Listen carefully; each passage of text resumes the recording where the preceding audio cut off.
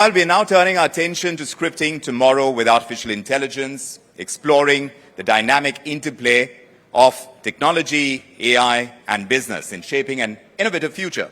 Absolutely, and for this, I'm pleased to invite and introduce on stage Mr. Ravi Kumar. He is the CEO of Cognizant, an expert, of course, in melding AI with business strategy. Mr. Kumar, welcome on stage. You will be enlightening us about generative AI's power to shape the future of work and its seamless integration with human efforts. Thank you so much. Thank you, everyone. Thank you for the opportunity to talk to all of you. Always love coming to India. The energy, the enthusiasm, and the vibrancy just kind of rubs off as you get to India. So the first thing I would do is, I have 15 minutes to talk about generative AI. I know I'm not the first speaker speaking on generative AI in the last 1 year. I'm sure you've heard many of the speakers across the world talking about it. I'll pivot it in a direction so that you get some takeaways from today. What I'm going to do, talk a little bit about generative AI, but before that I'll introduce Cognizant. Cognizant is a Fortune 500, roughly $20 billion of revenues, 360,000 employees globally. 260,000 of them actually are based in India. So 70% of our workforce is in India. We're the second largest tech services employer in India. So pretty big in India. The heart of the company is in India. Tech services companies pivot on technology discontinuities which power human capital needs. And the generative AI discontinuity, which is going to be the next big one, is very different from the past. But it is going to actually power economic prosperity. It's going to change the anatomy of jobs, skills, tasks, occupations. It's probably going to create upward social mobility. So we're kind of going to pivot a little bit about that as I speak. And before I do that, what I'm going to do is talk a little bit about what happened in tech discontinuities of the last 40 or 50 years. If you go back to microprocessors in the 70s, and they all go through an S-curve. The microprocessors in the 70s, it took almost 20 years for personal computers to come in, and that was a slow start. Most tech discontinuities are general-purpose technologies. General-purpose technologies spawn downstream innovation. They are very pervasive, and they improve over time. That's what general-purpose technologies are all about. Generative AI is also a general-purpose technology, but it's very different from the past. If you go back to the Internet started way back in the 80s, but the downstream innovation, which is on search engines, actually kicked off in the 90s. And actually, none of us actually remember the most popular search engine in the 90s. I'm quite sure many of us don't remember that. Alta Vista was the most popular search engine in the 90s. None of us remember because we all live in an era where the further downstream innovation which came from Google in 1998 was the one which actually powered the search engine story. If you go back to the mobile revolution, very similar. The mobile revolution started in the 70s, if you really look at it. But smartphones really became very popular in 2001. And in some ways, when the first iPhone version kind of got released, that's the time, it's almost 35 years since the mobile revolution started. That's the time actually the information age kind of got created. So if you look at tech discontinuities of the past, they went through this S-curve. It was a slow start. Then it actually accelerated, and then it plateaued. Generative AI is going to be a much steeper S-curve. It's going to be a much steeper S-curve. And why would it be a much steeper S-curve? it would be a much steeper S-curve because it kind of actually diffuses very fast. Why does it diffuse very fast?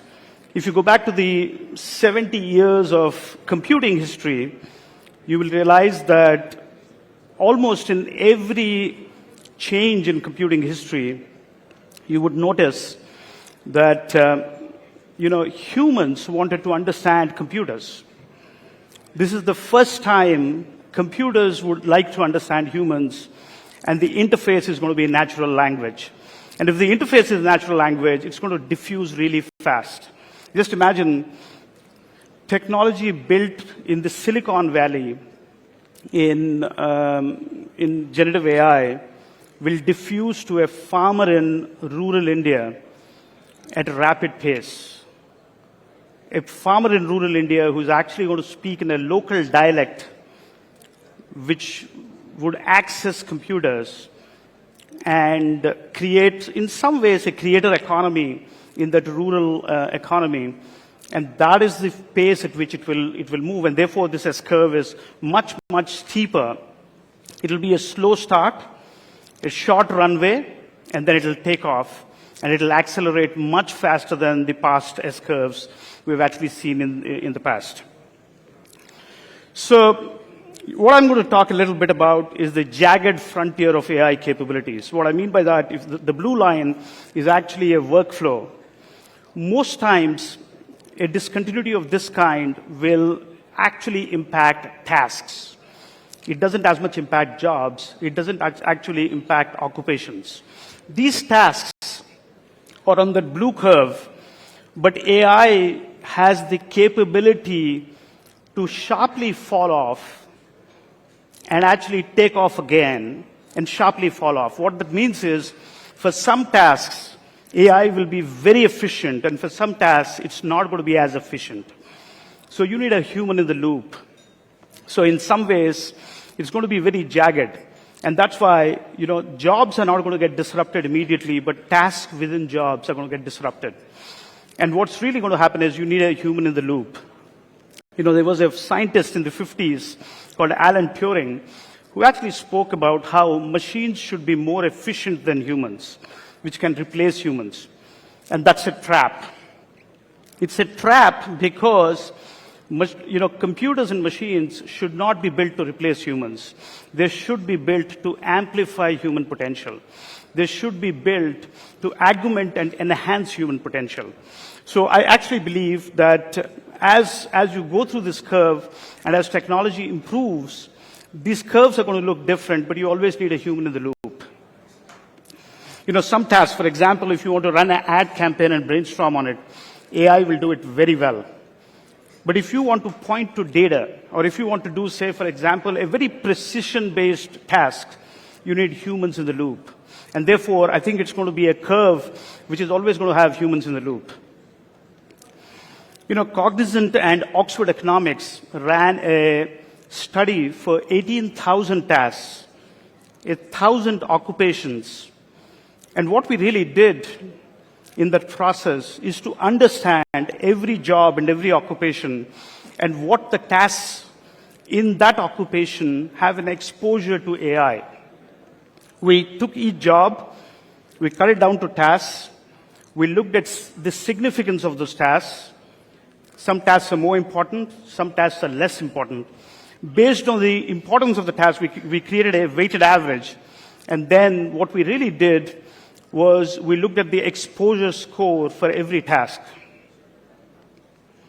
We also calculated something called the friction score, which is about identifying tasks which get automated, and can you actually reskill the people who are working on this task.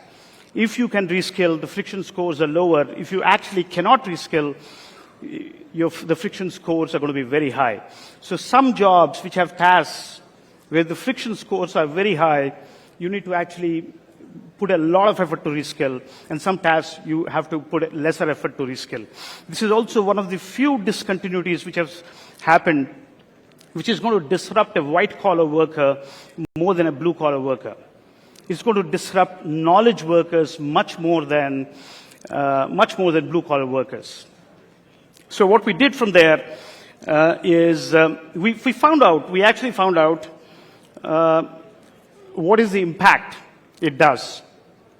In the US economy, it impacted $1 trillion by 2032. Because this is a general purpose technology, it'll actually spawn downstream innovation, it'll improve over time. So over a period of time, the exposure scores go up. 90% of the jobs get disrupted.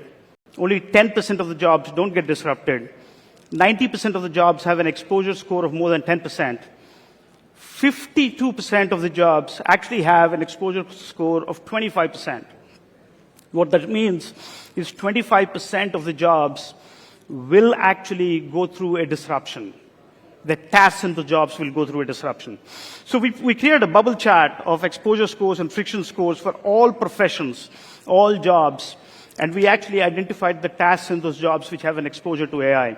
It kind of expands from the year we are in today all the way to 2032, where the disruption will continue on AI.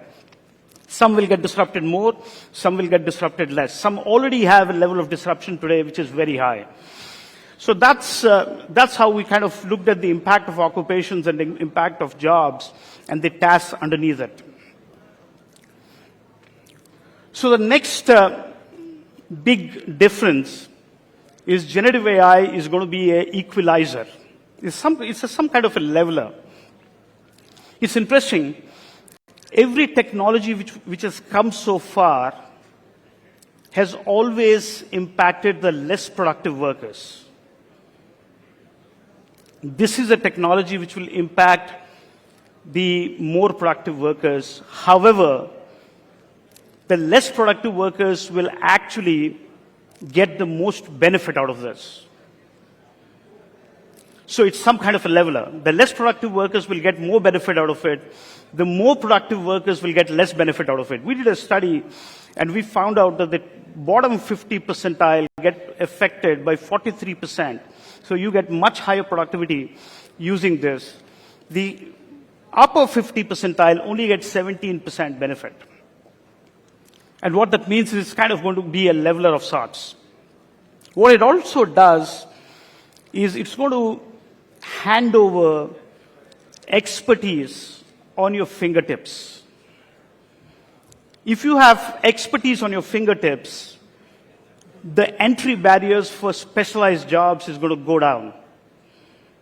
If the entry barriers for specialized jobs will go down, you can actually do a breadth of capability using AI, enhancing your skills, but you could potentially have a capability which is not necessary for that particular job. As an example, if you're an equity research analyst, analytics and mathematical skills are very important. You don't need them to enter that job because you could actually have expertise of mathematics coming from an AI algorithm on your fingertips.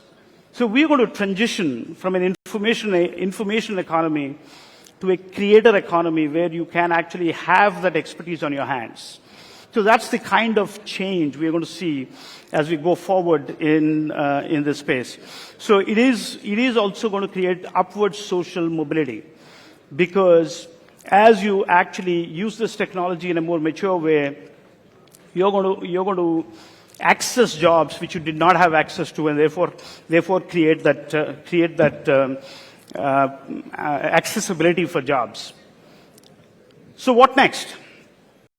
So as we go forward in this journey, reskilling is going to become very important. Some of the panelists spoke about it before. As evolution of this technology happens, you're going to move from task automation to reorganizing businesses, reorganizing process, and then it's going to be deeply embedded into organizational muscle. Safety, trust, and equity will make it very responsible. If you don't want to fall into the Turing trap, as I spoke about, you will have to responsibly navigate it. Responsibly navigating it means you don't replace the humans in the loop, but you enhance human potential by doing this. And finally, what I want to say is humans care for humans. You know, I'm in India. I'm going to take an example of cricket to wrap up my conversation. You're never going to see a machine bowling in cricket to a human batting, and you'll never be excited to see that. You'll always use a machine to amplify the human. You'll always use it to practice yourself. You'll always want a human to bowl to a batter who's also a human. So humans will care for humans. The context of machines is always going to be in the context of humans. So AI will always be a powerful tool to amplify human potential. And that's the power of this new discontinuity we're going to see in the future of work and future of jobs. Thank you again. Thank you so very much, Mr. Ravi Kumar, for giving us that deep insight into generative AI and the kind of power that it has to shape the future for work.